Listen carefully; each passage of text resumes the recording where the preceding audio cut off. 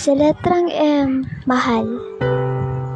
Isang salita, 5 letra, na libo-libong taong napaniwala. Yung akala mong mahal ka, pero yung totoo, niloloko ka lang pala.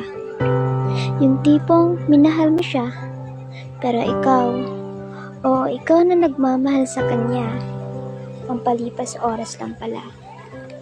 Nagmahal ka rin ba? Kasi ako, oo. Oo, nagmahal ako. Yung taong akala kong magiging sa akin hanggang sa dulo. Pero, isa pala yun sa malaking pagkakamali na ginawa ko. Dahil yung taong inibig ko na sobra, ay niloloko lang pala ako. Ang sakit, no? Yung tipong binigay mo naman lahat. Ginawa mo lahat, pero hindi pa rin naging sapat. Aminin na natin nagpapakatanga tayo, pero wala na tayong magawa dahil dun sila masaya sa paniloko at saktan.